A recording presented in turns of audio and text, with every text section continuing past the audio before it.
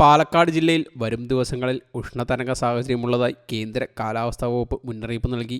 ഉഷ്ണതരംഗം അതീവ ഗുരുതര സാഹചര്യമാണെന്നും സൂര്യാഘാതം മരണത്തിലേക്ക് വരെ നയിച്ചേക്കാമെന്നും ജാഗ്രതാ നിർദ്ദേശം പുറപ്പെടുവിച്ചു. അടുത്ത ദിവസങ്ങളിൽ പാലക്കാട് ജില്ലയിലെ വിവിധ പ്രദേശങ്ങളിൽ ഉഷ്ണതരംഗ സാഹചര്യം നിലനിൽക്കുമെന്ന് കേന്ദ്ര കാലാവസ്ഥാ വകുപ്പ് അറിയിച്ചു. തുടർച്ചയായ ദിവസങ്ങളിൽ അതിതീവ്രമായ ചൂട് രേഖപ്പെടുത്തിയതിൻ്റെയും അടുത്ത ദിവസങ്ങളിൽ 41 ഡിഗ്രി സെൽഷ്യസ് വരെ താപനില ഉയരുമെന്ന പ്രവചനത്തിൻ്റെയും അടിസ്ഥാനത്തിലാണ് ഉഷ്ണതരംഗ മുന്നറിയിപ്പ്.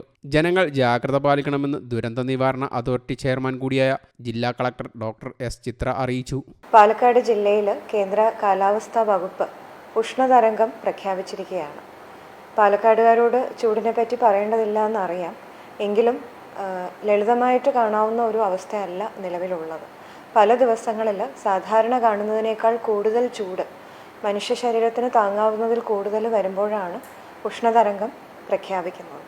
മാത്രവുമല്ല, പാലക്കാട് കഴിഞ്ഞ ദിവസം ഒരു ഹീറ്റ് സ്ട്രോക്ക് മൂലമുള്ള മരണവും റിപ്പോർട്ട് ചെയ്യപ്പെട്ടിട്ടുണ്ട്.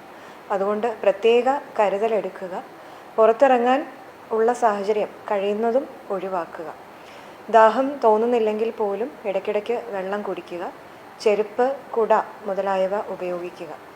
പോളിംഗ് ഓഫീഷ്യൽസും അതുപോലെ തന്നെ വോട്ടർമാരും പ്രത്യേകമായിട്ടൊരു കരുതൽ എടുക്കേണ്ടതുണ്ട്. ഈ സമയത്ത് ഹീറ്റ് വേവ് സമയത്ത് കൂടുതൽ റിസ്ക് ഉള്ളത് ഗർഭിണികൾക്കും അതുപോലെ തന്നെ പ്രായമായവർക്കും ഏതെങ്കിലും തരത്തിൽ മറ്റു രോഗങ്ങളുള്ളവർക്കുമാണ്. അവർ കൂടുതലായിട്ടൊരു കരുതൽ എടുക്കുക.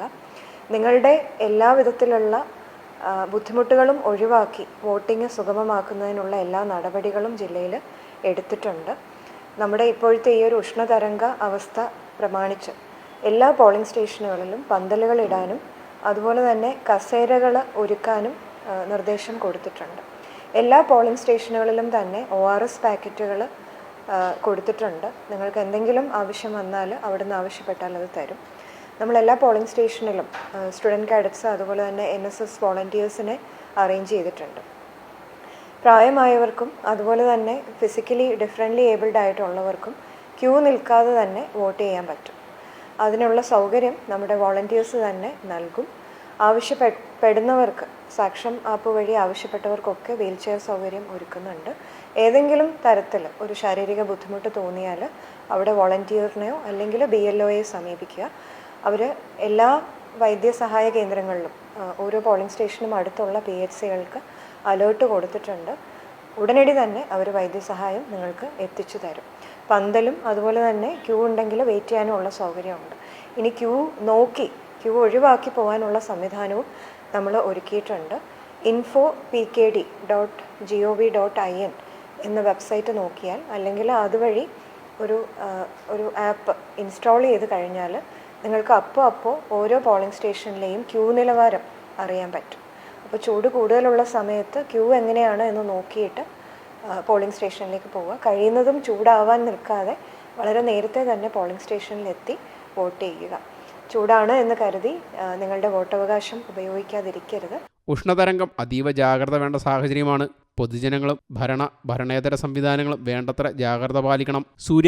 സൂര്യതാപവും ഏൽക്കാൻ സാധ്യത കൂടുതലാണ്. സൂര്യാഘാതം മരണത്തിലേക്ക് വരെ നയിച്ചേക്കാമെന്നും വിദഗ്ധർ ചൂണ്ടിക്കാട്ടി. പകൽ സമയത്ത് പുറത്തിറങ്ങുന്നത് പരമാവധി ഒഴിവാക്കണമെന്നും നേരിട്ട് വെയിൽ കൊള്ളുന്നത് ഒഴിവാക്കണമെന്നും നിർദ്ദേശം നൽകി.